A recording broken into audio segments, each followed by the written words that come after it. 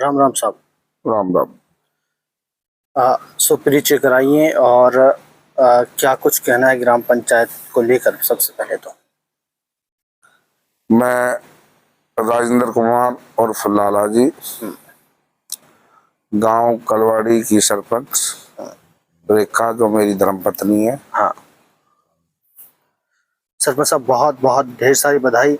Cabinet मंत्री राव नरवीर साहब ने सम्मानित किया है ग्राम पंचायत के बेहतर विकास को लेकर। क्षेत्र में खुशी का माहौल है, क्या कुछ कहना है? इसके लिए मैं हरियाणा सरकार और कैबिनेट मंत्री राव नरवीर जी का धन्यवाद करता हूँ, जो हमारी नुहू मेवात की इकलौती पंचायत कलवाड़ी को सम्मान देकर जो उन्होंने सम्मानित किया है, मैं उनको तहे दिल से हार्दिक धन्यवाद करता हूँ।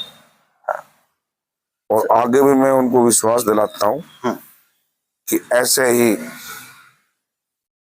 मैं और मेरा परिवार गांव के विकास के लिए हमेशा तैयार रहेंगे। गांव में जिस तरीका से विकास हुए हैं, बताएंगे सरपंच साहब कि किस तरह से काम साथ हुए हैं? गांव में पहले 2010 से 15 भी रेखा सरपंच रही है। उस टाइम भी इन्होंने गांव की हर गली को पक्का किया, गंदे पानी की निकासी के लिए नाले बनवाए, हाँ। और स्कूल में भी कमरे बनवाए। जो कार्य इन्होंने उस टाइम किया था, उससे ज्यादा कार्य अब इस 2022 से अब तक। हाँ। जैसे खेतों के रास्ते, अभी 3 रास्ते इतने जो कलवाड़ी से शेखपुर के लिए रोड जा रहा है उसमें से, और एक जो अपने कलवाड़ी से मेन बस स्टैंड की तरफ जाता है, वहां भी 3 बड़े ऐसे रास्ते थे 11 फुट के खेतों के, वो बनवाए हैं। और गलियों का काम भी चल रहा है। जो गली टूटी हुई है, नालियों की रिपेयरिंग 6 महीने से हमने एक आदमी को लगा रखा है। तकरीबन गांव की नालियों को, और लोहे के रैंप, जहां रैंप टूट गए थे लोहे के रैंप लगवा दिए हैं नालियों पर। तो सभी नालियों को भी सही तरीके से बना दिया है, उनको रिपेयर कर दिया है। और उसके बाद अभी गंदे पानी की निकासी 2-3 साल से गांव के पास 10-12 घरों का पानी भरता था, उसकी निकासी के लिए वो पानी नाले में, नाला ऊंचा होने के कारण नहीं आ रहा था, उनका लेवल वहां नीचा था। तो हमने फिर पाइपलाइन के द्वारा, जब हमारे पास अपना बजट आया, क्योंकि सरकार की तरफ से तो जैसे आई थे, तो हमने रास्ते वगैरह कुछ बनवा दिए, हमारे पास इतना पैसा नहीं था। तो हमारा रेलवे का 91 लाख रुपया जो हमें मुआवजे के तौर पर मिला है, तो उसमें से हमने फिर ये पाइपलाइन से वो गंदा पानी निकासी के लिए हमने अपने जोड़ में लाने का प्रयास किया, और वो हम ले भी आए हैं, काम भी पूरा हो चुका है। अब एक नया जोड़ भी खोद रहे हैं। जितनी भी पंचायत की जमीन है जिनके केस नहीं चल रहे, जो केस चल रहे वो तो अलग है, जिनके केस नहीं चल रहे, जो पंचायत के नाम है, उनके अवैध कब्जे हटाए जाएंगे। स्कूल की जितनी भी जमीन पर कब्जा वो हटाया जाएगा। पैमाइश हो रही है, कुछ तो हो गई है, कुछ रह रही है। जोड़ की नाजायज कब्जे हटाए जाएंगे। फिरनी की आज पैमाइश करा रहे हैं, आज आ रहा है गिरदावर, तो आज फिरनी की पैमाइश करा रहे हैं। फिरनी की भी जो अवैध कब्जे हो रहे हैं वो हटवाएंगे।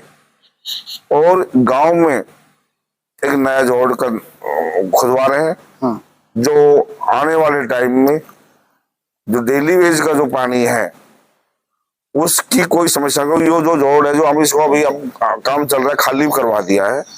मैंने अपनी पर्सनल जमीन में इसका पानी छोड़कर उसमें ट्रैक्टर से पंप लगा के उसको खाली कर रहे हैं। और एक पंचायत की जमीन में मंदिर के सामने एक 33 केवी का बिजली बोर्ड का सब स्टेशन, जो क्योंकि अभी हमारे तावड़ू से आती है बिजली, तो रास्ते में फाल्ट हो जाती, आगे बिजली की भी कोई समस्या ऐसी नहीं रही। वैसे बिजली अभी भी ठीक आ रही है, सही। लेकिन आने वाले टाइम जब हमारे गांव में एक 33 kV का बिजली बोर्ड बन जाएगा तो हमें 24 घंटा उसमें लाइट मिलेगी, हमें उसमें फायदा भी मिलेगा। जी। एक पशु अस्पताल के लिए भी मैंने कोशिश कर रहा हूँ, मैं उसके लिए भी प्रयास कर रहा हूँ, वो भी जल्दी भगवान ने चाहा तो जल्दी बनेगा।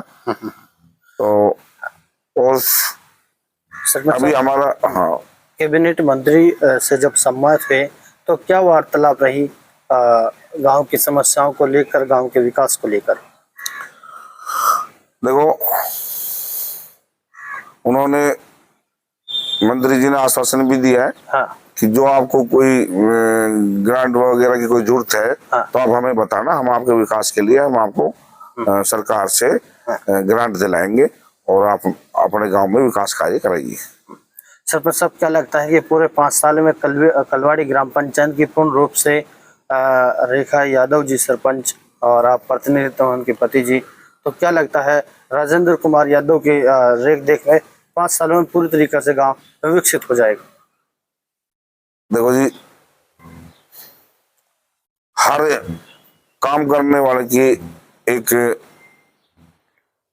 इच्छा रहती है जी बिल्कुल, कि मेरा गांव, मैं तो चाहता हूं कि देश में पहले नंबर पर आए। अभी है कुछ कमियां जी। हम कोशिश करेंगे पूरी हाँ। कि अभी हमारे पास 1.5 साल का टाइम है इस प्लान का। जी जी। तो कोशिश करेंगे। सिर्फ मेन समस्या क्या है कि हमारे गांव में किराएदार बहुत ज्यादा आ गए हैं। सही। तो ये जो पन्नियों का जो है डेली वेज, जो पन्नी वेस्ट जो लोग सामान लाते हैं पन्नियों को ऐसे ही डाल देते हैं। हाँ। तो अब हमारा मेन फोकस वो है। और एक अभी स्कूल में जैसे हमारे 2 कमरे का काम चल रहा है। एक कमरा तो हमारा डी प्लान से पैसा आया था। एक कमरा मैं अपने माता पिता की याद में मैं खुद अपने निजी फंड से बनवा रहा हूँ। बहुत अच्छी बात। और प्रिंसिपल सामने 4 कमरे की डिमांड और करी है। तो मैं कोशिश करूंगा कि सरकार 4 कमरे और आ जाएंगे तो हमारी एक तो जो पुरानी बिल्डिंग है वो खंडर हो चुकी है, तो उसमें 4 कमरे बनने से हमारे स्कूल की भी बिल्कुल बहुत ही अच्छी सुविधा हो जाएगी। नई बिल्डिंग मिल जाएगी बच्चों को, और पुरानी बिल्डिंग को हम फिर उसकी परमिशन लेकर तोड़ देंगे, थोड़ा और हमारा ग्राउंड चौड़ा हो जाएगा। बिल्कुल। तो मेरी कोशिश यही है कि आने वाले 1.5 साल में जो और छोटी मोटी जो समस्या है उसको भी मैं पूरा करने की कोशिश करूँगा। सही। आखिरी मेरा आपसे मैसेज लेना चाहूँगा, जिस तरीका से आपने अवैध का जो जिक्र किया है, हमारा तो कहना यह है कि अपना मकान घर जायदाद तब बनाए उस पर जब आप रजिस्ट्री वगैरह देख लें। कब्जा खराका भी सेवका गांव में भी मकान तोड़े गए हैं, तो ऐसे में क्या अपील है आपकी और क्या मैसेजेस हैं लोगों के लिए? देखो, मैंने अपने टाइम में कोई अवैध कब्जा नहीं होने दिया। ये कब्जे बहुत पुराने हैं जी। हाँ। उस टाइम लोगों ने पता भी नहीं था कि फिरनी में कोई कहाँ फिरनी है, पैमाइश का नहीं पता था। वो माहौल दूसरा था जी उस टाइम। सही। वो गलती से लोगों के मकान बन गए। तो अभी सरकार ने जो पंचायत की जमीन पर जिन लोगों ने कब्जा कर रखा है, छोड़ के जोड़, सकूल और फिरनी, उन लोगों को 500 गज के 500 गज तक, जिसका 2004 से अब तक का कब्जा है, तो सरकार उसमें उनको मालिक बना रही है सर्कल रेट का 1.5 गुना भर के। तो उसमें लोगों को बहुत ज्यादा फायदा हो रहा है। मैंने भी 100 फाइल के आसपास तैयार करवा दिए। बहुत अच्छी बात। और जल्दी ही उनको हम भेज देंगे आगे डीसी साहब के ऑफिस में, और जल्दी उनकी रजिस्ट्री भी होगी। तो इससे लोगों को बहुत फायदा होगा। बिल्कुल भाई, फिरनी और जोड़ और सकूल, इस पे सरकार सख्त है, इस पे कोई रियायत नहीं बरती जाएगी। सही। तो ये कब्जे हटवाए जाएंगे। बिल्कुल। बहुत बहुत शुक्रिया सरपंच साहब। और कुछ कहेंगे ग्राम पंचायत तरफ से आखिरी में? मैं तो यही विश्वास दिलाता हूँ कि मेरे से कोई जाने अनजाने कोई गलती होगी तो मैं ग्रामवासियों से माफी मांगता हूँ।